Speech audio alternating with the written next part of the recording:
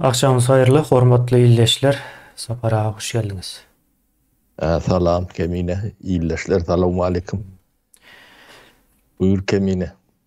Sapara bugün biz dekoloniyalaşma tribunalı barada gurrun ederiz. Dünkü neme bilen meclisle bağlanışıklı. Hı hı. Bu näme mana gelýär? Näme tribunal geçirilýär we ady näme dekoloniyalaşma diýip ady bar. Şo zatlara bir açıklık getireli sapara bolup bildiğinden. Şimdi şu kolonyalaşmanın näme diýine düşünmemiz gerekli mükemmel. Dekolonyalaşma sözüne gelmänkä. Seha dekolonyalaşma diýmek koloniyadan çıkma diýmek de. Türkmenistan'ın Rus imperiýasynyň koloniýasy diýip bir näçe gezek aýtdyk. Ýöne bir çoňur bunu bir tarihçi gurrun berse has başgaça bolýar-da. O ýöne biz gurrun bereli. Tarihçiler hem ýanky ýazanlar var. Ine Mülkaman diýip bir illeşimiz var. Rus Hı hı. imperiýasynyň gelişi barada bir näçe makala yazdy-da bizim ýanky habar web sahypamyzda yer alýar. Bu ýöne bu onun bilen o taýda durmaly mesele däl. Gaty giňiş mesele, o gelişi bir aýry, ondan soň gelip saklanyşy var. Ondan soň şu an çekildim diýip ýanky Gittim gittim deyip diýip gitmeyici o olacak. gittim diýip şu an o gelenden ýa-da Türkmenistanda bolandan beter ýagdaýda saklap ýörler-de Türkmenistany. Şeýlerek bir ýagdaý sapara ine bu arada uzayn gurrun etdiler. Doğru Kemine. Doğru. Gurrunu bana ettirecek kulyan mı ya? Hawa gurrunu size geçirýän. Senki. Ha. Senki kolay. Senki ağdadın. Yeme Kemine. O Kemine dediğim yani iyileşler deyin. O kulluğunu bilmeyen, o kulçuluktan çıkıp bilmeyenli, inni tarihler, nemeler, suud diye yöne biz bir yurdun kolonyasıydı. 70 yıla bıraktırmadılar. Onun üstünü swap yapıp geldiler. O etütle propaganda nemeler bilen örtülen. O bu yıkıldı gitti diyilen sonra onu da bir siyasi baha verip bilmedik. Cemiyet biz. Yani sen bunu bilmedikleyen olanın ulen ya da siyasi baha vermedikleyen olanın ulen neme ortadan ayrılan nokta problema. Kemiğine ben biraz demeden şu gözüme gülmüş ya. Hawa onu düzeltseniz. Şeyler günden Ha, kaçayım. olam keçäňiz süýşüreňiz bilen hem geläýmese. O benim tecenleyip onu geçen şu kologa da şişiriyor. O nemelemizin emesi yala. O biz bunu katı açık nemelen atlarını koymurlar. Onun o düşüncenim orta atmalı. Biz Rus İmperiyatı'nın en son koloniyalarından biriydik. Rus gittim diyem gitmedi. Tevavi yankı siyasi azatlık diyilen neme bunu koşadırmanın içinde aydıp oluyor da bu özbaşlık siyaset görüyor diyenli bir deklarasyon ediliyor oluyor Türkmenistan özbaşlık siyasetini bir başta bir 3-4 yıl yürüdüğünü yalak oldu sonra Yine de şöyle hemen aşağına girdi. Bu sebepleri gati anrik diye biz bunu nemedik. Bir gepleşikte, iki gepleşikte nemedik bilmeyez. Sen aydışın alak bunu tarihçiler gati her taraflayın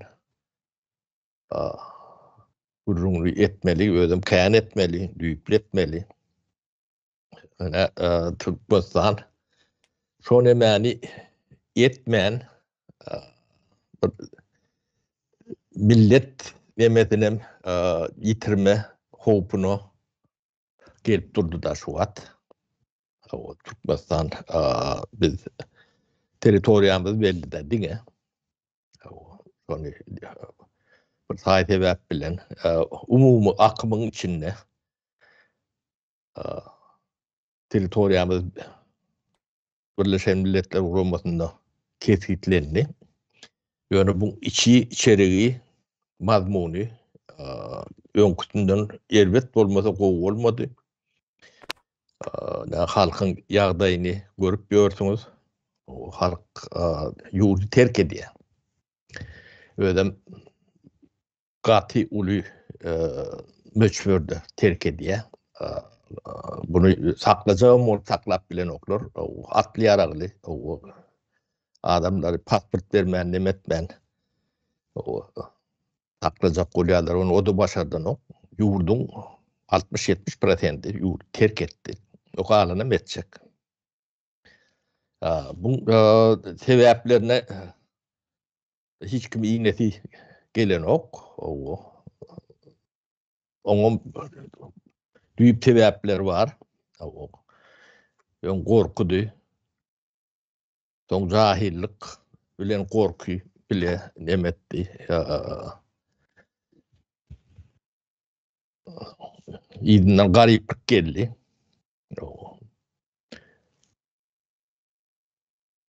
Halkın yardayı perişan. Bunlar yankı bir doğum çörek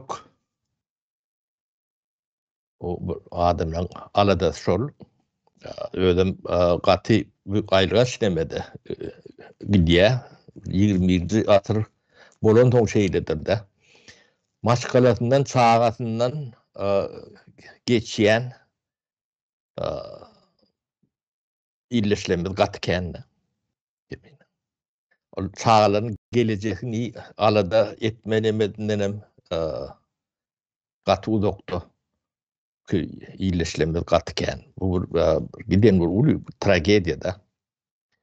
Bunun sebebi şol yani başta edilmeli dağıtılan o aydılmalı meselelerin orta atılmalı meselelerin hiçbiri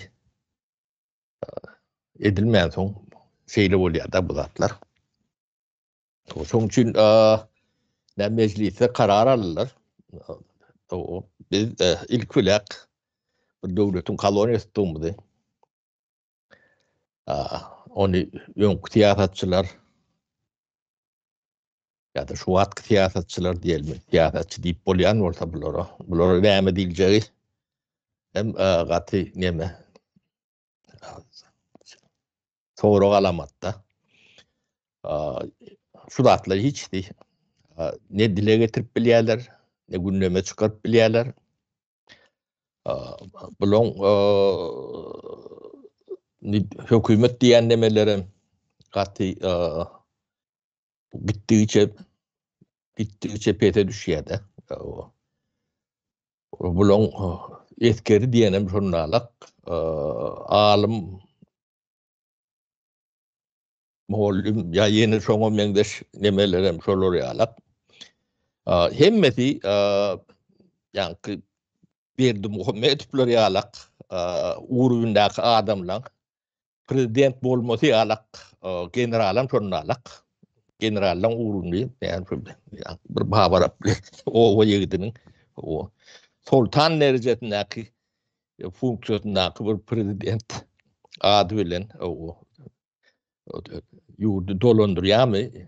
Ya onu dolandırýarlarmy? O toğra alamaty. O cemiyetim gitdigiçe todap barýar. O todamasında da hemme şertleri döredipdirler. Bunu yani Türkmenin el bilen döret neme ediyorlar. Onu senaryosunu yazyan, çiziyen, neme diyen başkalardır. Yani ediyen yani aktörler, yani Türkmen aktörleri, nemeleri bilen edilen neme. Şoň üçin bunu yani kurucu meclise çıkardı. O doğru karar aldı deyip mene şeyle düşünyen o iyileşlerim o şuna soğuk vermeli de korkuşup ölür o bizim iyileşlerimizden şeylere yağdaydı. Katı asatsal yani siyasi nemen taşınakı bir cemiyet de Türkmen cemiyeti bunu adlandırma bile mokmena kemine bu cemiyete neyme deyip bolýar. Cemiyet değil, o diýsek has doğru var. O şoňa goloy cemiyet däl diýsegem ýalňyş bolmaz. Kemine men bir min düşünemen kameran No. demek günüň öňüni ýapaýyn ýeme günüň öňüne taklap bolýan nädir bolýan ýöne şu ýeme alasyny görjek bolan Bolýar. kemine bir min tenden ýeme bir güýme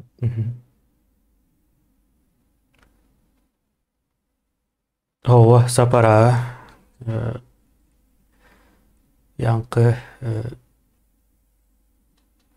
Türkmenistandaky kimin dolandyrmadygyny doğru baha vermemiz gerekli. Türkmenistan bir o yurt hökmünde bir belli geçipdir, eýdip yankı umumy akymyň bady bilen bolmaly. Ýöne şu akymyň bady bilen geçmeýine garamazdan ýurdy kim dolandyrýar? Ýene Bawa Araplara serediýän bir ýurt dolandyryp biljek. Ol neme ýalda bir towuk fermasyny iş bilmeýän birine berseň şo towuk fermasy iň aňyr gitse 1 ýyldan soň ýapylmaly da. O şoňa towuk fermasyny işletip bilmeýän adama tutuş ýurdy tawşyrsaň o towuk fermasyndan has aýlanç bir ýagdaýa düşmeli. Bular ýöne bir zulümün aslında saklap gelýärler de. Eýdip ýa-da beýdip imperiyalar şeylerek hareket edýär.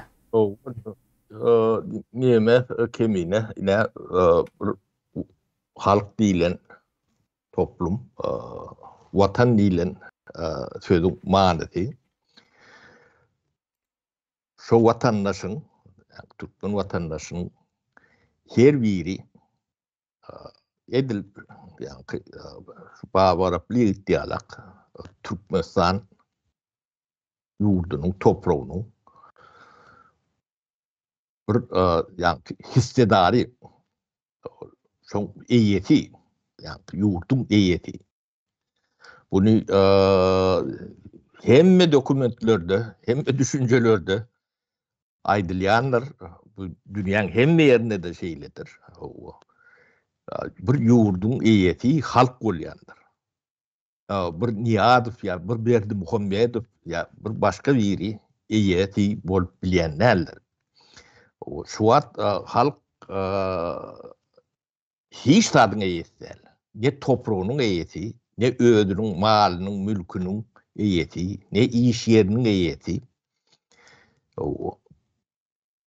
Bu bir bunu nädip o biz çydak gelmeli. Bu toňy ýirak barjagam görünip dur. O ýetilem ýetişen ok. O da bitdigiçe körüp yani kördehine neme cahillige tarap öňkü barda adam. Yani biz koloniýa döwrümüz gowy diýdirmek maksady bilen edilen ýalak da o Sovet döwrüne yani okuly bilimli adamlar şu wagtdan hat ýokurdy. O wagtdan bu üýtgeç neme Yani Avrupa ile deňeşdirmeden udakda bolýan ýöne şu atkydan kän.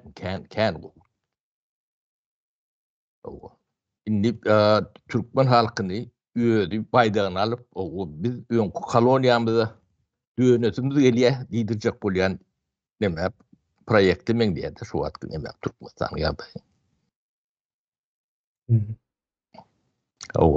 Indi biz buny biraz açyklyga getirip bir döwletiň koloniýasydyk. Biz azat diýip bolýan bolsak, halkyň nämesi haky hukuky halka geçmeli. Topragy, maly mülki. O halkynky diýen bolýarlar da. O döwletiňki diýerler. O döwlet kiminki? Döwlet bir adamyky. O näme üçin men bir adamyky diýen? Döwletiň eýetçiligindäki hazina bardyr. Hazina barada biz kän urun etdik kemine. Hazina diýilen zat halkyň hazinasydyr. Başka birinin hazinasy bolup bilýänler. Şo hazina eýeti halkdyr. Şonu halka näýle bulanýanyny açyk günne seredip biler ýalak. Hatap berip durmayan bolsa, hatap bermeli wagtyndan bir tapar geçiren bolsa, diýmek hazina başka biriniň eline geçipdir diýmek. Sen öz zadyň däl, köpüň zady, oň hasabyny sen nädip bermersiň? Elementarny mysalla 30 ýylda bir guruluş ya döwlet adamsy ýa-da hazina barada hatap beren ýeri barmy? O hazina näme gelýär, näme gidýär? Nähilek näme dilýär? Eger. Ne? Edil Türkmenistan ýalak kaptarmyzda bir ýurt bar, Norwegiýa diýilýär.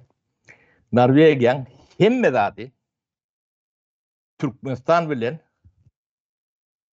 ýen ýalak da millet tanap şonu alap o gadynyň newtiniň patenty alam kemirek gadan bäbir nemeler. Ýöne Norwegiýa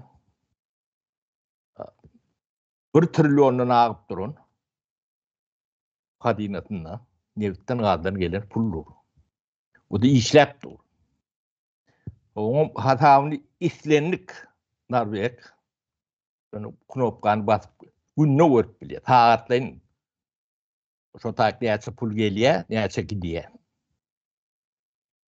Günne 7-24 365 gün sebäbi halkynky çoň çüçeýler. Şonu bir gün ýatyrsa, şo biriniň eline geçdi diýmekdir. O Norwegiýada ýanky 80-nji ýyllar Anglia bilen gatyly çekeleşik demeler diýer. Iqtisady uruş diýerdi kemine. O şu British Petroleum bar. Şolar şu wagtky Gazpromyň Türkmenistanyny dominirde diýýärler, dominirde diýetdi. Çoň nemetinden çykmak üçin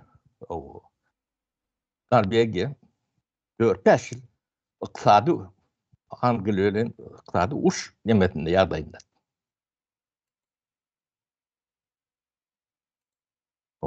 Yendi. Bize de şu Türkmen edip bilmeýär bu zatlary hiç uruşy gazanyp bilmeýär diýilen ýaly nämänem syňdyrypdyrlar da. Hiç göreşip hem oturmaň diýen ýaly. Diýme syňdyrylan zat kändir kemine bir zat syňdyrjak bolýar diýip sen sesiň çykaryp man oturup bilmersiň. Sen senem millete millet demek şu adamlardan ibaret da. Bu adamların bir fikri bolmalılar, akıl bolmalılar, tecrübesi bolmalılar, o gayrati gücürü bolmalılar, onun hakkı, hukuku bolmalılar, söz hakkı bolmalılar. O bir cahil, yani o A harfinden şermenine bir dunduğu, bir yurdun başına sen sultanlık koyutturlar da. O da şom kanip, o adamları kırana tartıyor. Samsıgı gözünü getirip bilen. O neyemediğini düşünün oğum. O yönü verip gören bir yani estukan. Oram halk görüp oturuyor, yön tesin çıkarın oğum. Neyle böyle oluyor? Unandırıptırlar da şu sizin padişahınız siz hem çaresiz elinizden iş gelmeyen bir millet deyip şoňa getiripdirler da yetişen wagtyndan. Getiren bilen kemine biz bunu kabul etmeli Hawa deme ine yok. şo taýda möhüm bolan tarapy şo taýy aýdyňlanmamız gerekli. Ýoksa mine deme geçen vatan habarlarım neme başındaky girişler var da garaşsız baky bir tarap Türkmenistanyň täzelikleri hem de habarlar diýip başlaýar. Dime karıştı da olmalı. Hawa Şu sözü diyen oldular. ýöne Ne olmalı. hawa indi şol sözü ine 30 ýyldan bäri aýdylyp gelýär-de şo programmada. Ýöne halkam daşyna ýarym kaçdy, galan içindäkilerim kaçmak üçin içinde can atýarlar. O O garaşsız baky tarap Türkmenistandan näme üçin atýar bu millet? demek şu kaçırmacak bolup görün kuruluşlar vardır. Şu taýda işleyen adamlar, aktörler diyelim. Şolong öýlerim edýän zatlaryny gaty gowulýarlar. Şolong 99% çağlary, mallary daşar ýurtda. Kimin? Ya Berdimuhamedov pullar daşar ýurtda. Ödem döwletiň başy puluny ýurdun daşyna çykar. Ondan geçen tapar Amanow barada gurrun edip. On yapta biyografiýasyny öwreniň or KGB'ň başlygy bolup näçe ýyl işledi. Ondan soňky işlenmeleri Türkmenistanyň howpsuzlyk şurasynyň başy. Bir döwletiň howpsuzlygyny hemme ähli adamlar şo jogap berýän adam bolmaly. Indi şoň pullaryna sin salyň. O pullar daşar ýurtda. Amerikada, Dubaýda, Türkiýede, çağadaram şo taýda. Bu da bizim howpsuzlygymyzy goraýarmyş. Demek Türkmenistan howplu çağlarynın daşyna çykarýar bolsa. Olar bilýär. O howplu ýagdaýda özleri getirdi. Bu atudaşman Hülyalık yurdumuz diýelýän demen nemesine o içinde taklan puluňyzy çağalaňyzdan içinde okudum. Şol mekteplerde de yani çağalaryny orta mektebi berýärler. Şu adam şeýle. Öňüm şeýle. Ya da Türk mekteplerine. Ya da Türk mektepleri. O sizin araňyz, namysyňyz, wujdanyňyz, bir gaýratyňyz, bir zadyňyz, bir bam millet. Hey. O näme şu Türkmen mektebi adam ýalak mektep däl diýip bilen ýokmy sizin çağaňyz bar. Ýeke dälsiňiz. Nesil öndürýänsiňiz. O şu Türkmen, şu atki Türkmen mektebinden çağağında okudup bilýäňiz.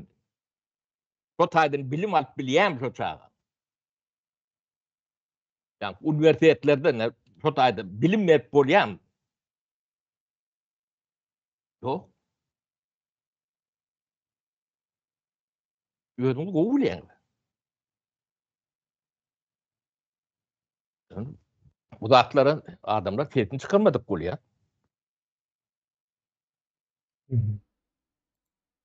Şoň üçin bu zatlaryň adyny goýup o kemine ya meclisiň alan kararyny gaty dogry ýemedýän o bir dekanalizasiýa diýilýär-de. Şoň ismi o bir ortadan koloniýasy bolandyň bu onun o koloniýada nähilek gitkiler bolandygyny oňa kimler hyzmat edendigini o bulaňam hemme jetiniň o tribunal bilen jazalaryny çekmeliligini o ortaýada da nähilek kontribusiýa tölemeli bolsa onam olara ıglan etmeliligini nämen ýöne sömürdümden tawurlyk gitme diýilen zat ýok kimine. Ýa-ni ekologiýasynyň emmetini tölemelidir. O ekologik tribunalam bolmalydyr. O ykdysadam, siyasa nemeten bar. Bu zatlar hemme jeti ortaýada faturasyny çykarmalydyrlar. Şunu başlaman biz yani döwlet bolup ýaşamamyzy dowam edip bilemdik da. Dowam edip bilmeýänimizden görünüp dur. Yani aşak gidip barýar-da. Barzak ýerine bardy. O etmeli zady etmän, üstüne böküp geçip ýatdan çykardym, cehennem geçer näme durmuşda beýle zat bolanok. Harawanyň üstüne gurup bolanok da jaý insan. Şu daýyn arassalamaly bolýar. Şoň üçin Türkmen öz watanynyň ähli zadyna eýe çykmalylar. Taryhyna da. İnsanyna da, topragyna da, tebigatyna da, baýlygyna da, hemmesine. Her bir Türkmeniň Edil Berdimuhammedowyň kälak deň haky bardyr. Her zadynda. Pul gazanmagana köşk gurbana da. Kemine adamlary gürlemäli. Yani bilgi almalı. Titkinleri ýalak, gorkur ýalak ýagdaýa getirdiler. Onu biz azatlyk gaýrýarlar. Arada adamlar men azatlyk gaýrýan ýer barmy? Bir ýerde eşitipmediňiz. Men Swediýada 30 ýyllyk bir gararsyz ya bir azat aýdyp börenlerini görmedim. Ekranlarda aýdyp börenlerini görmedim. Arada adama men azat diýmek näme gerek?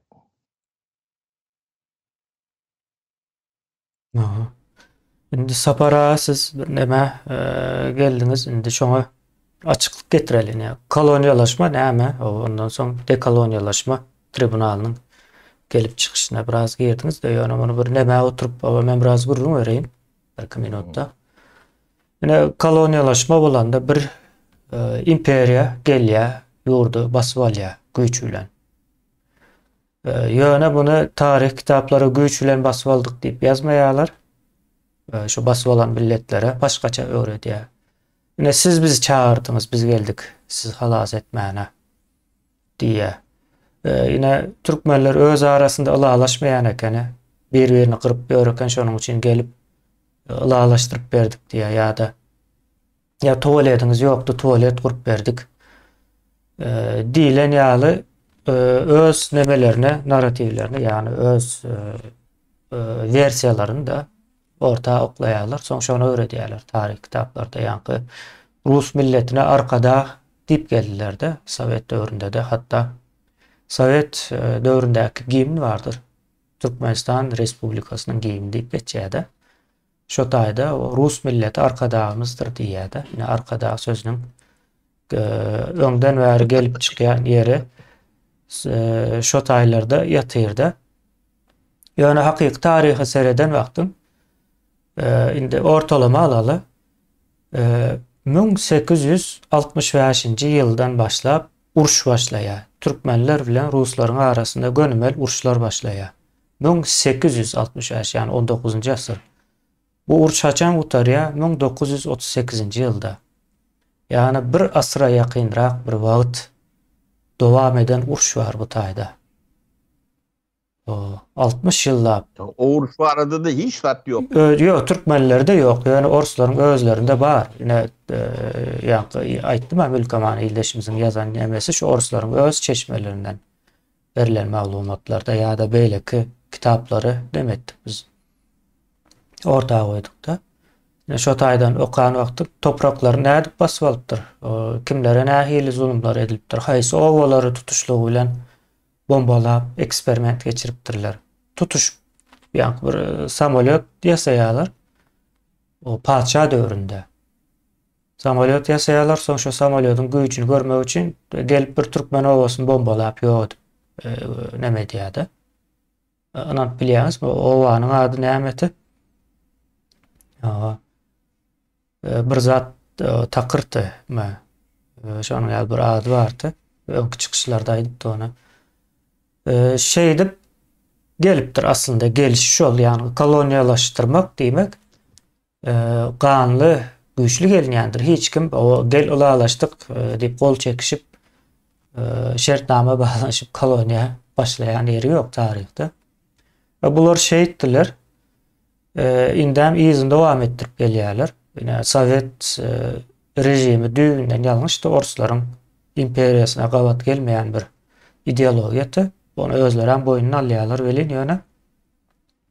Şu wagt ondan has güýçli bir sisteme urnapdyrlar-da. Özlere uzakda otyr Türkmenistanam garaşsyz bir tarap diýip at beripdirler. Bir görnüşde de ýanky Birleşen Milletlere bir ýurt ýaly edip belli aldyrypdyrlar. Ýanky seretsen Birleşen Milletlerde baýda bar Türkmenistan ýene näme diýär? O ýöne halky garyp içinde halk ýaşan ok duran ok gaçya kanun yok zulup eyle beýle diýerler. Ýöne ýurt diýýärdi. Eyle ýurt bolup bilmeýär. O ýurt başganyň ýurdu bolýardy en soňunda. Soň o sapara şu näme aýdan soň o ýadyňyzdan çykarma. Soň şey edip uzakdan durup öňkü padşah döwründen hem erwet ýagdaýa getirdiler. Ýene de şu Orusyň nemeleri dolu. Yine misal üçin täze aýdyp bir gat meşhur neme bardyr. Şu an asıl eýeleri Orus Matviyenka oğulları, Dadaev ýene nämeler we şoňa benzeş ýene de bir näçe neme var. Firmalar var. Göräýme bir türkmenleriň kiýaly görünýär. O işledýänler hem o türkmen ýaly ýöne eýesi bolup duran türkmeniň arkasynda Orus var. İşledip ýören türkmeniň arkasynda da Gülen cemaati var.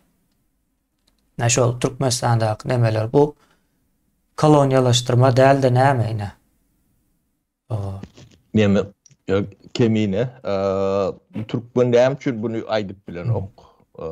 Ne on giden kan tebäpler barda.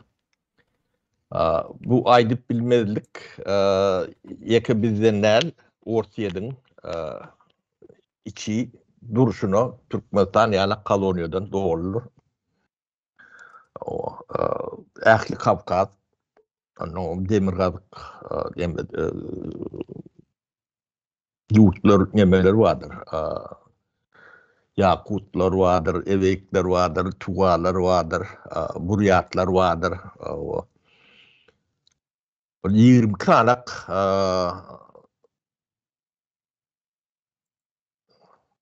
Avtonomlu Respublika var da Orsiýadyň içinde.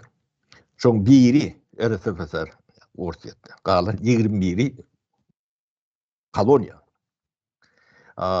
O koloniýalaryň hemmesi gaty agyr gan bilen alınan neme. Şu wagtynda Kavkaz ýuwaşlyk bilen oýanyp başlady. Bunu dile getirýärler. Ýok edilen milletler var da. Karaçaylar vardır, Çerkediler. O Karaçaylık bir gidecek bir obus çağı nemeti vardır. Yani 500 bin adam vardır. Yani 5 milyon Türkiye'dedir. Osmanlı neme sığınayalarda. O ehli yani Karadeniz kenarı vardır. Adilerden başlayan Soğuçu, Adiler dip nemesi var. Te Krasnodar nemez şimdi. Durşunu şolun yerlerdir. Adıge'ye.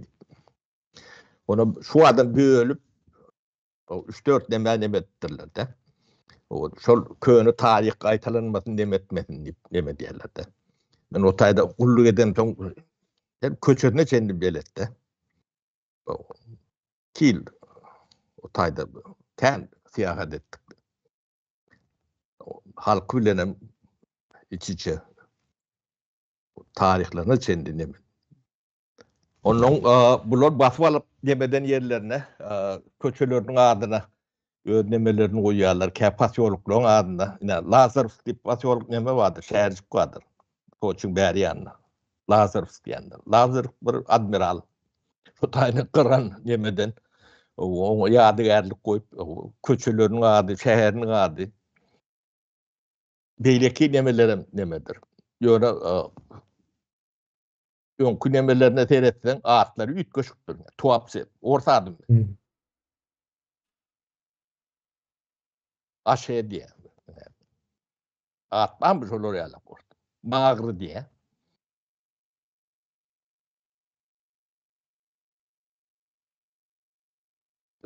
Ortun geri alak deme. Hem bir yeri şunu alak. Ne? Şunu milletler basıp nemeye çıdaman nemeden okur da.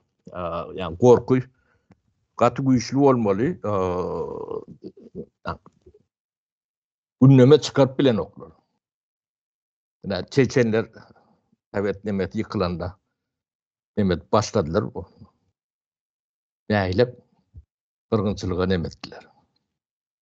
Şol oraya alakalı neme bilen neme diyorlardı. Kan bilen neme taklanıyor. Şu nemelen nemeti niyeti şu atki Ukrayna uruşu. Şu halklar 91. yıldan şu meseleni keterdik koyulun ortalar. Bu Ukrayna uruşu olmadı. Ortadan bu real hücum olmadı. Dünyada hop salmadı. Hem de edilmeli dahi. Vatın ne dilse yetkisi son diyani adı oluyor. Biz ne şu zatları aydık bilem de ok. Aytmadık. Ehli orta diye yakın bilem değil. Bunu aytman biz yani 20. asırda Avrupa ötüş nemetine geçip bilem de ok da. Bizim ötüş nemetine geçmemiz için biz yani tarihin bir nemeleri vardır. Yani endüstriyalizasyon diye de. Biz şu devrimi diye ya da revolüsyon diyeyim. Geçmen bir normal cemiyet, devlet bolup bilem yok. İktisadiyetinde mallık bilem yok. O bağlığın neyse olsa olsun. Özün cahil olsan giday olayan.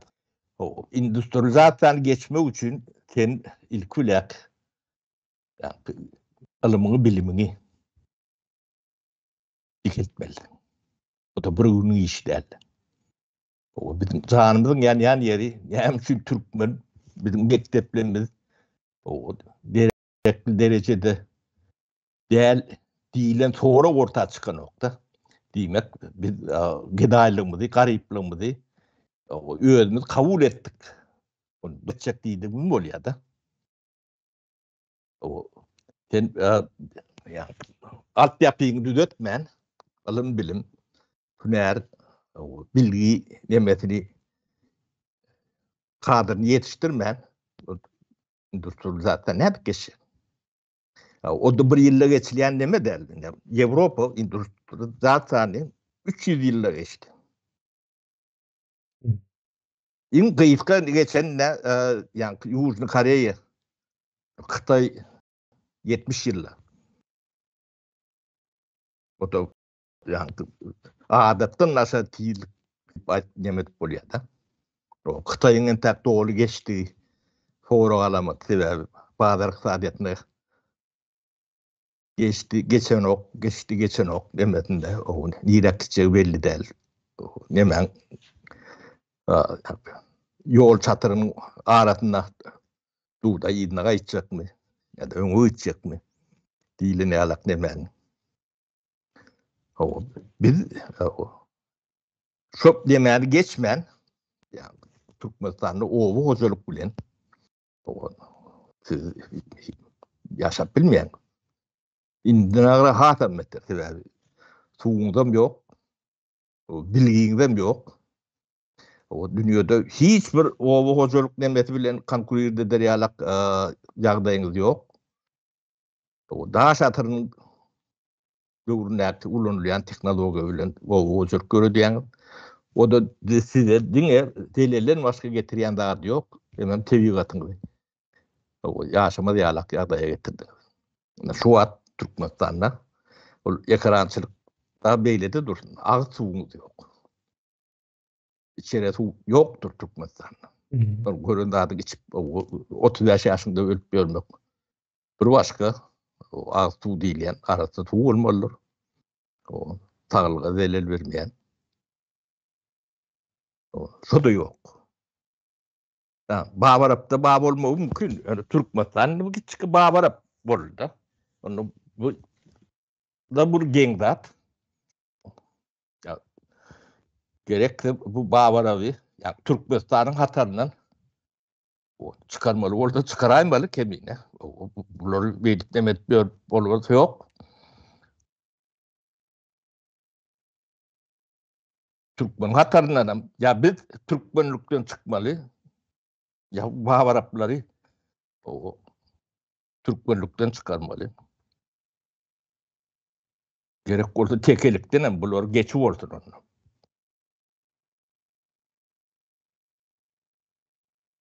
Ya da biz tersine bolmaly. Onu haýtyn kabul etsek. Ýöne beýle dowam edip bilmeje görünüp da.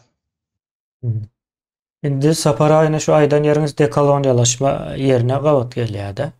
Yani Türkmenistany bawaraplykdan çıkarmaly ya da bawaraplar Türkmenistandan çıkarmaly diýdiňiz ýaly ýalňyşmasam. Ine bu dekoloniýalaşma bolýar-da. Ine ýanky Russiýanyň gelişi gidişi hemme zat ortada çıkaryp aýrylandan soň käbir zatlar düzetip başlaýanda. Misal üçin Türkmenistanyň gazy kan satylýar, durman satylýar. Ýöne bu pullar Türkmenistana gelen ok, ýere gidýär. Ya Rusya gidiyordu. Paktalar bir wagt şo taýlara gidişýärli, ýa-ni bütün Türkmenistanın içinde öndürilýän. Çeýmaly beýleki o yarım çeýmalmy näme, aramalmy diýýärler. Şolaryň hemmesi şol döwürlerde Orsiýada gidişýärli. Şu wagtam gidip durda. Endi muňa dur diýmek üçin o dekoloniýalaşma geçmeli. Dekoloniýalaşma näme bolýar? Tarihiň dogrusyny birinci ortaya çıkarmalı. Yani Orus hakikaten bize arkada olmak için, tuvalet kurup vermek için mi geldi ya da bizi işledip, kul edip yurdun içindeki resursları sömürmek için mi geldi diýilen ýaly. Soragyň jogabını gözleýäňiz. Gözlän wagtyňyz hakiki tarih ortaya çykýar-da. Soň aslında bir wagtlar ine şu wagtky günümüzdäki ýalňyşmasam 9-njy klasyň tarih kitabynda şunu ýazypdyrlar-da. Türkmenler gaç söwüşýän bolupdyr welin diýe arasynda şunu goşup beripdir-de. Ýöne öz aralarında da hiç agzy ýerde eken diýär-de. Ine şu zatlar ine Rus imperiýasynyň getirip goýan zatlardyr. Ine 5 velayet diýip ýa-ni 5'e bölüp onam gaýta aýdyp, ona da her birine bir san göl berip, o gölü Kızıklanan var kızık. Ben misal için hiç göller yadıma yatıp tursam yadıma düşmez hiç verse.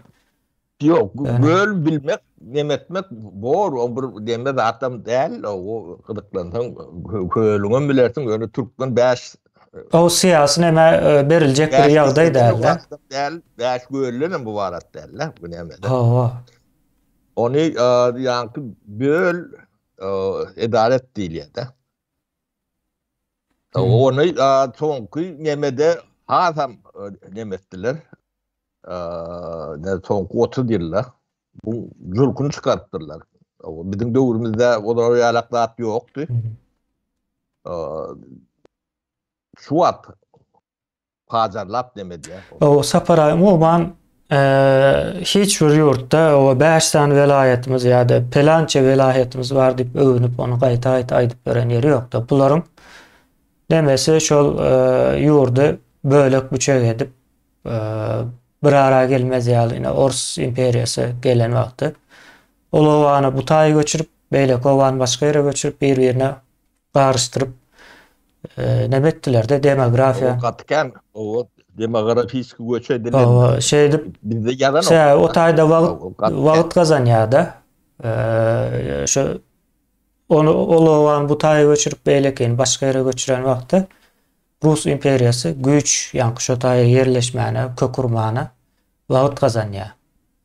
Şonuň üçin edilen zat sebäbi Onu yine kemine bu faktların üstünde demedik durup geç bu adamlar bu nimetini çeşmesini ya adretini aytsan derir o yatlarına düşýändir. Yine takar deyip bir etraf vardır. Mawa. Takar tayat. Şu taylarda derweleden göçülüp barılan nemeler vardır. Mawa. İllişleriniz vardır. Diňe derwezeden däl Balkandan baranam bar. Yok, Mawa. şimdi ben bir demeni aýdýan. Yo diňe şol Sakarsaýada. Yani Gargala taraftan dedim şu doğutluk tarafına O ne biz yine Gargala tarap. Yok. Bizim Gargala tarapdan aslında. O şeydi Başka da hani atalar vardır. Atalarım her yeri göçürüp çıkandırlar. Onun hemşine diyorlar bu atları. o cemiyeti gowşady ya. Şu gowşan wagtdan bir wagt elde diýerler-de bir 10 ýyl, 15 ýyl şol ýyl aralygynda da yerleşýärler. Dolu imperiýalaşyp bilýär-de. İmperiýa öwrülmesi. Ödem deme kemine ya eylek yaşap ýörün, normal yaşap ýörünler, göç etmedik demeler, beýleklen göç edenini bilen okdur, sebäbi kommunikasiýa ýok da. Yani men partisi olandan kän komandirovka gidýärdim de. Takarda iyice yani takçı deme bilen Prakadnoyda kuşta oynap oturkak bir yaşılığını getirdiler. Ne tem yemen kiredeşin diyen yalak. O da şun dip nemettiler de. Ondan kullaştık o. Çotak göçürüp getirdiler. Derweleden çağadık diye de şu var. Soňam diye hiç doğun kardeşlerimiz bilen nemetmäle de ruhsat vermediler diye. Ruhsat veren o. Olary ýürüýte kontrol edýärdi diýerler. Ondan yani Türkmenistan'ın taşına göç edilen nemeler var. Türgün edilen olur, göçüm değil. Olarım yani tabii yıkılan son geldiler köpüsü. Nükuso zaten şu tayda yaşamalı, işlemeli, ruhsat berýärler, hiç nemesi yok. Yani yurduňa, watanyňa gelip bilen ok. O halk bu zatlardan haberi yok. Sebäbi yani kommunikasiýa yok da. İnformasiýa da yok. Ondan kimin hemşin deme diýenlerini bilýän adam yok. Tehdit edara nefret zatları Kardinali diyor dedi. Bu hem de yaşap yurt olun yani informasyon nemeti, kommunikasyon nemeti şolong eline, yani şu an Türkmenistan'la kommunikasyonu ne için şu dereceye getirdiler. Ne oldu derecesine? O bilgi adamlar bilgili olmasın. Şol yankı önkü ettirilen göçün demesi de başka bir görünüşü. Yani şol netice var yalar insan. O bu vilayetin arasında yankı bir rejim eden doğruları valla Niyaz doğruna. Şu vaktam şeyler bu vilayete geçip olur. Şu vakt. Bu ne mümkün ediliyor? Adat devletin içinde bunları alaklat edilir mi? Onun bu zatlara ne için hiç kim cevap veren o. O ne için bunu gündeme çıkaran oklar. O ben yani şulon profesörü Berdi Muhammed Floriyalak o generallerim Berdi Muhammed Floriyalak şulon yani prezident bolşayalak diyen şol. Şu da atları siz görmeyen oldunuz. Sen yani bağırarak bilen tapavudunuz ne mi sen? Doktor, profesör, rektör olandı ne? Her bir hünerin, kârin, vüdipen, ahlak, etik norması vardır. Siz şunu bir cay etmeyen olsanız, sizin imtihanlarınızdan adamlar şüphe eder.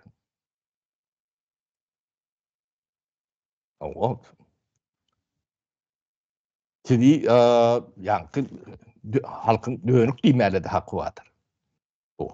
Bunu öz etik demelerinizi bir cay etmeyen olsanız, bizi halkına dönüklü ediyor. O korkan demelerinizi erteklerinizi o çağızıklarınızı aytıp verin. Onu hiç kim kabul eden yok, etmelen değil. Ne için korkmalısın? Olur ne için seni korkutmalısın? Her bir nemen arkasında bu kulup o yani vicdansızlığını değil, ahlaksızlığını değil, onun üstünü örtüp bilmiyor. Bunu kim baytmalı? Biri yanmalmışsın sizin derinde. Millet çok çünden yurdu terk ediyor kemiğine. Berde yaşar yalak değil ya. Başta akıdan sonra alak, aşakta akıdan sonra alak. Cemiyeti doğru degradir ediptirler. Yani düşünce nemetinden. İnformatörün mahrum olanından olacaklar. Şu neticede görüp durur. Yani şu nemeden şöyle uyup böyle nemeler vardı. Böyle katı gen kemiğine uğurlap taşına çıkarıyorlar, çağırlar. Şu pul kazanyan adamlar vardır. Türkmenistan'da bir topur institut, üniversite demeler vardır. Yukarı okuyacaklar. Şöyle rektörler vardır, prorektörler vardır. Yeni onsu buntu vardır. Şöyle 80-90% pulu hem çağırlar taşır yurt.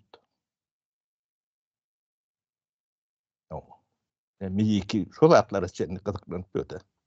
Özleri ama bu halkı instituda salyalar. Yani Türkmenistan'ın içindeki instituda pul alıp salyalar. Veli öz çağlar olsa daşarda hayser dokotsam kan deyip demet böyler. Şeyle. Bu böyle vicdansızlık, ahlaksızlık.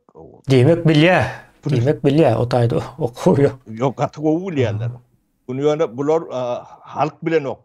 Bilmez diyen yalak deme var da bunlarda. Şolur yalak düşünce var. Siz bu halkı samsıp görmeyen doktorlar, profesörler, rektörler, generaller, yine beyleki yani pavonsuz generaller sizin demeğin üstünde külünüzü koymadılar. Siz bu halk bilen oyunu dengelmeyen. Halkı enen güç yoktur. Bu tarihte şeyler. Ya bu halk yok olup gider ya da size yerini doğru koyar. Ya ne düşünüyorken bunu burlap aydıp demet bilen yoktu da. Şimdi gittiği çok öpülüyor. O neme bu kapısını açtın. Nemetçek adam katıken düşünen adam oken adamlar tanıdık değil.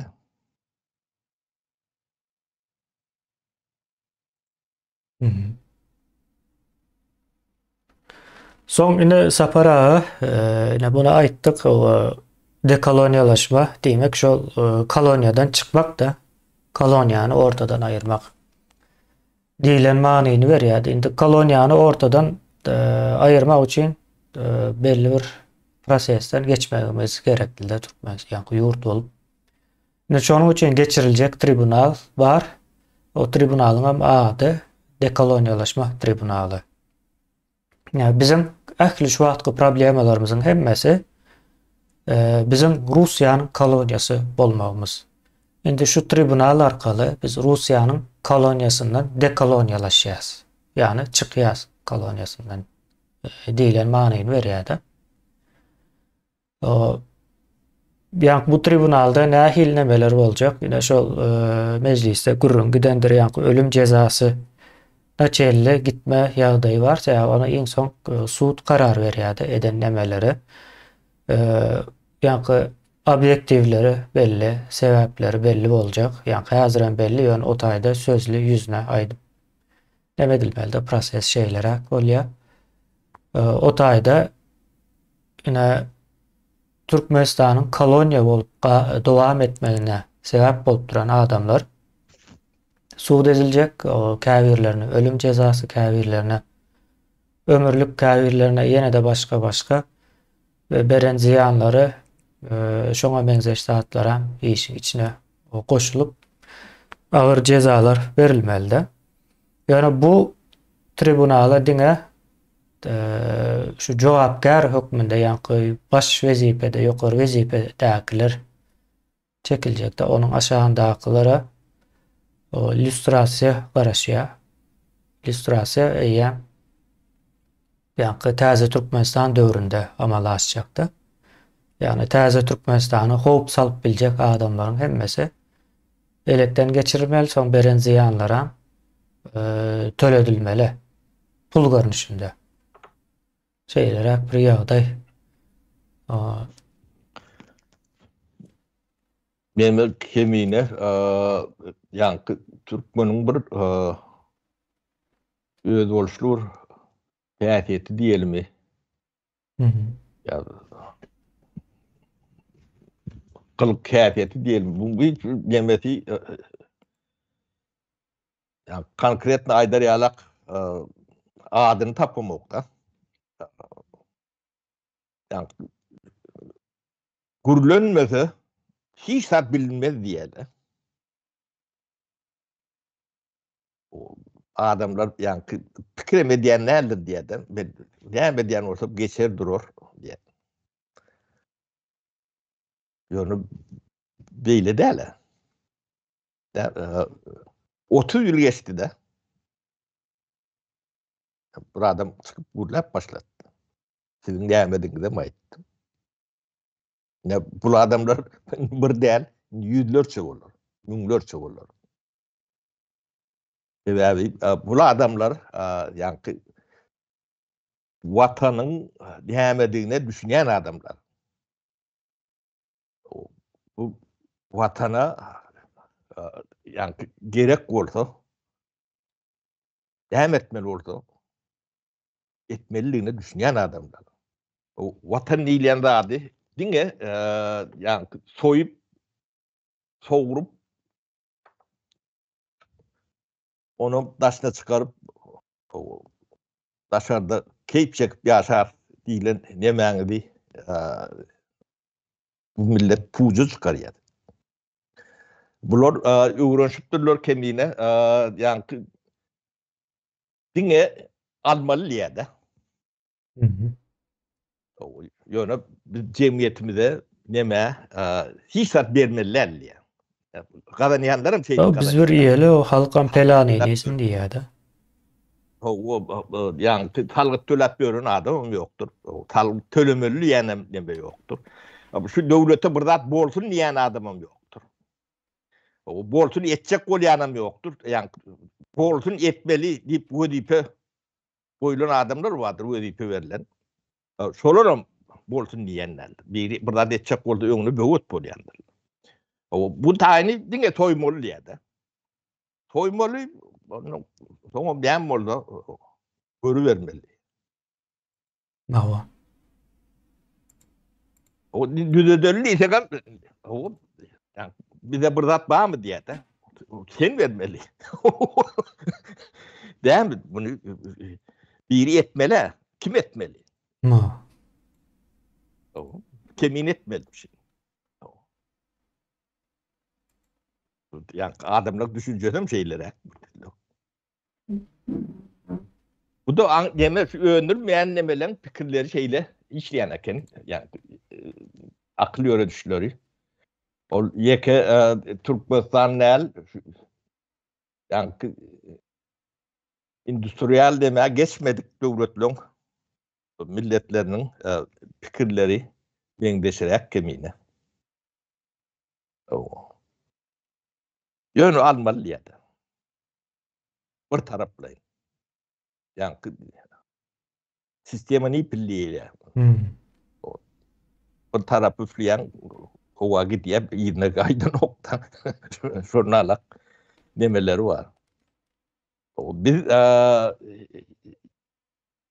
bu da atlan hem becetini yer ve yer koyup hem de daha açıçan edip tarihte neyme yaşanı olduk. Hem çünkü yaşanımız da çenli. Bu da atları öğren, bilip, halka düşünüp o teyze Türkmenistan'ı kurmalı. Öyle biz kartı tiz vakti endüstriyel deme geçmelidir. Onu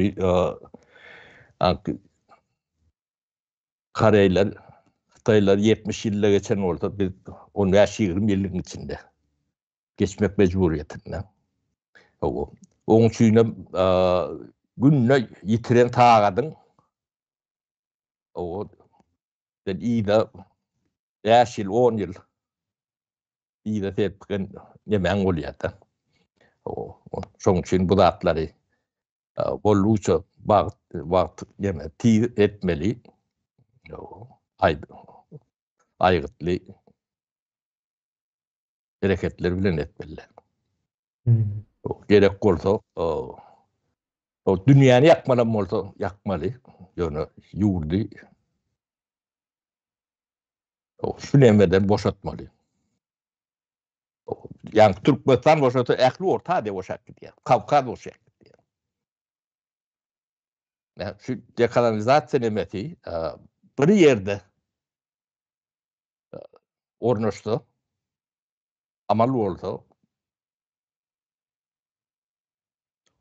Ekli ortadan böyle koloniyaların sonralık olmalı. Öyle zincir bilen gider. Olsaydın özüm içinde saklap veren koloniyalar hem var onun. Yani şu Çeçenleri gaddar nemetmelerini düyüp tevavi yani birinci başlama nemetinden neme diyorlar da. Sotayda şonu yatırma için ekli halkı kırmadan burada kırıyorlar da. O çıksa bu gezek Tataristan çıkacak. Galami Başkalar çıkacak. o şöyle yani oyrayakta bolmasın neme diyorlar. Bu Ukrayna başlamadan sonra alak. Ukrayna yani ortadan taşlaşacak oluyor da. Ne Ukrayna gitse o da yani ne mi? Tal çoktur. Domino yalak gider hem bezemez. O ne 20 yılın içinde ortak diyen devlet ben nemem boyunca kalmalılar. Yani Türkmenistan bu tapar iyi de İyi de bolmalylar. Belki de ýöňde bolmalydyr şu meselede. O tebebi bizim bundan agry aşak gitme nememiz yok. Mümkinçiligimiz yok da. O bitti bu döwlet. O ýurduny 60% terk eden yani millet men ýurdun şuta dip ýerine neme edermi? Aýlygy ştada bular. Bunu bilmedikleri olup oturuyorlar. Gitmejek bolan canım ediýärler. Daşına O, çıkan. Kaçak bolsa da o daşına çıkan. hmm. Ya, vatanına gitip, çağılan yanına gitip iýerip bolan o. Bir dene çok atıydı naydı ya. Onu öğünleri kovalap yörünler ama öğünler çağılan daşında. Doğru. Yemen, gördüm hükümet falan köprüsü. Yerler Dubai'de, Türkiye'de, Amerika'da. O beyliklerin kapırnalar. Bu ediyen dağıtlarını artık o bilip ediyorlar.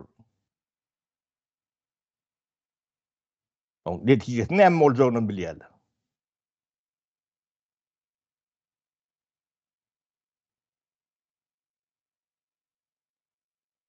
Yani bu dağıtları halkın düşünüp başladı. Hava.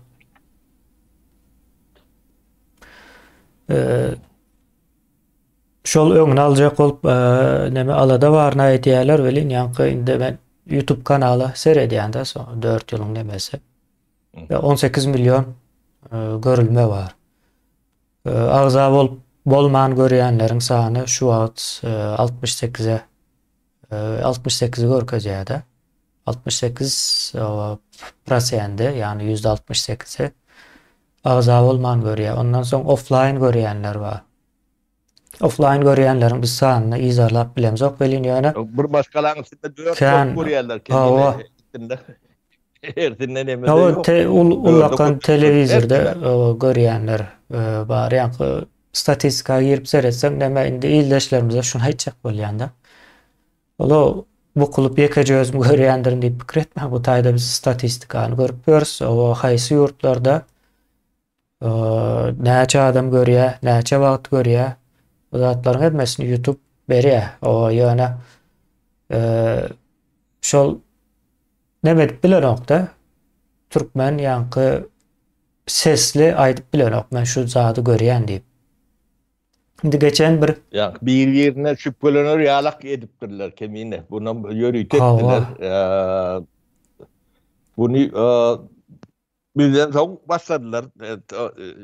Bizim döwrümizde elpeşelpelik giyiş nemedi. Hiç bir bular yalak korkma, ürkme neme yoktu. 94-nji ýyllaň 2-nji ýarymyndan soň 2 tanak ýolbaşy adam bir maşyna minmek gadagan etdiler. O birinin toyuna ýasyna barmada gadagan etdiler. Oturuşma turuşma beýlede dursun. O diýem şunu edilýär. Ne garaşsyzlygyň uly nemesi şol. O näme gerek? O ýurtdan çykma, girme gadaganlygy. Habar informasiýa almak, seýahat etmek. Bu zatlary halk näme üçin mahrum edýärdi bu zatlardan? O garaşdy da. O kimden gorkýar? Aslında korkulmalı adamlar siz. Yani Türkmenistan'ın hopsuzluğunu koruyan adamlardan korkmalılar. O Türkmenistan'ın hopsuzluğunu koruyan adamlar o hemmesi dine bir şu Amanov vardır. Batıl mangalanı yeke birdir. Hemmesi uğurluk bilen tutulup yani emedip batılandır. Bağırdı. Yani olur batılan olsa Roryalak yanlış saatler ediyen olsa onun batan adamları var. Olorun emçip adam neme berem yok. Olon giden datları yanlıştığına ödüm. Şöyle batıp bu dedi yani.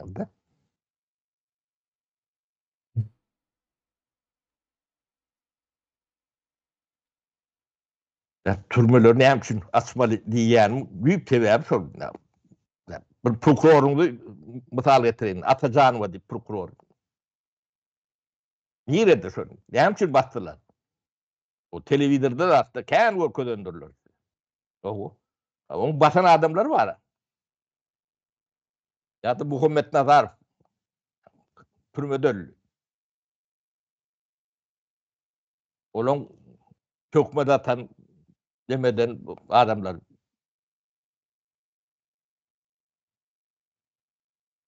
O diňe olar yani bäşmende ogurlapdyr ýa näme edipdir diýen nemesini halka güjöňläp näme diýäňiz. Beýlek tarapy näme üçin edip. Bu Amanow gaty geň o şunu o näme üçin basmadylar kemine? Bu biraz mekirrek. Ýöne öýde işinden hiç tat bilmeýäni belli. Bu nädiýe kemine? Bu ýanky taşynaky tarakana bel nemeleri var. Bu killer nemeleri. Şolary Berdi Muhammedow öldürýän. O Berdi Muhammed belimdam gorkatynda durýarlar diýem, nädiýem bilemok, näme üçin diýen. O birede Berdi Muhammedow öldürýärler. Kän nemeleri Berdi Muhammedow hem sen bularyň garşysyna göreşmeli, ýa-ni Amanow bilen kömegi bilen.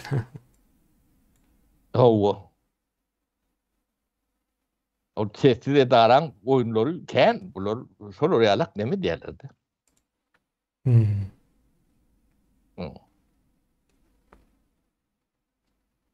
Doğru. O Ýöne bu zatlaryň hemmejesi deme kemine ýoş ýüze çykýar, çykmaly. Şu rejimi bilip bilmän, gollayan, şu ayakta durmasyna ýardam edýän, goşan adamlaryň hemmejesi tribunaldan geçecekdir. İllüstratadan geçecekdir. Bu garty agyr uly jazasy bardyr. Sebäbi bulan hemmejesi halkyna dönüklükdir. Bu adyny gowy edip ýanyňyzda galar ýalak ben gaýtalayyn. Halkyna dönüklük edýän adamyň kellesinden typalýan näler jazasy gaty agyr bolýandyr. Dünýäň hemme ýerine de şonu alakdyr. Türkmenistanda da şeýle bolmalydyr. O bunu bilinmez. Cehennem geçer yok. Cehennem bolmaýar. Etmeýär cehennem. Kemine.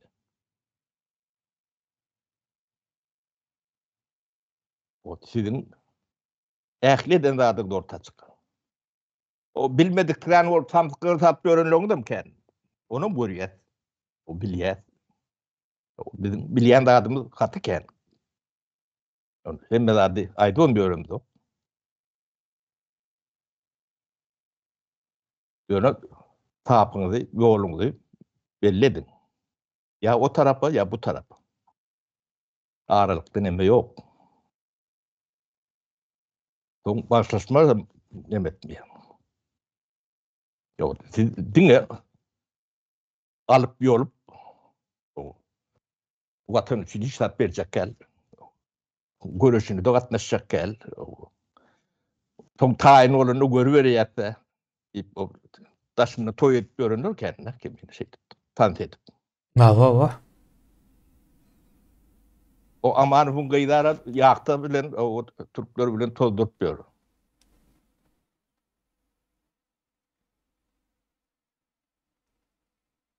Adam watan gowmuşyn. O bu hyzmat edenler gaty kän kimine. Köpüsini mene içinde bolan soň bulan köpüni tanıyanlar. Tanımayanlar mı niyeden çıkanını görýär.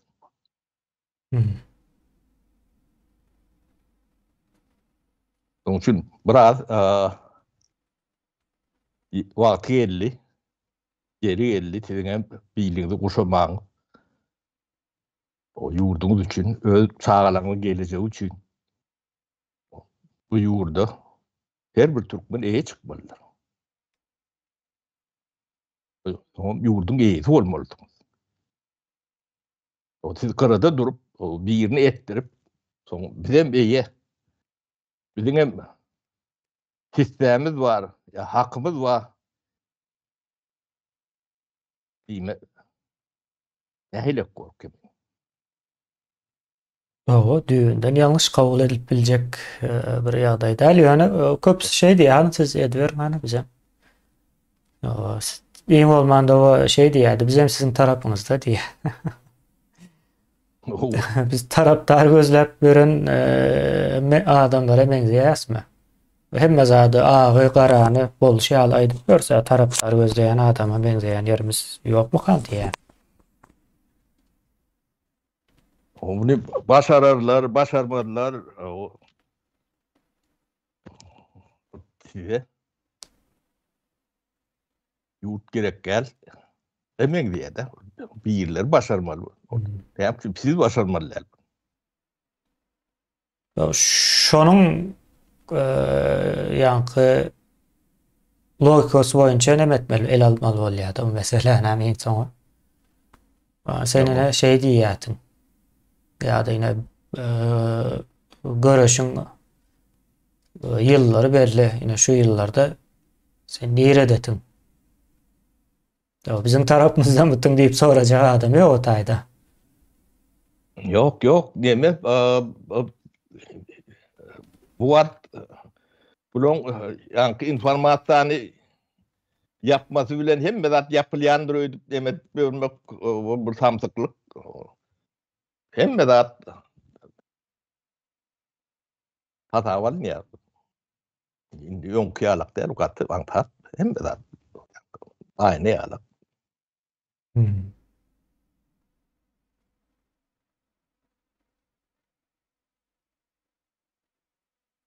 Doğru. Sapara o Cemle'den bilir. Vaktimiz epeysi oldu. Olya keminde. Dekolonyalaşma. Ben soru veririm kan dedim onu soru vermedim ben. Yo sapara gurrun verdiniz. O hem mezadı. Deme. Hem mezada gurrun vermek antat da olun yani bir ucuna. No. Yani dekolonyalaşmanın o kimler için näme sebäpden o ediljeği açık boldy.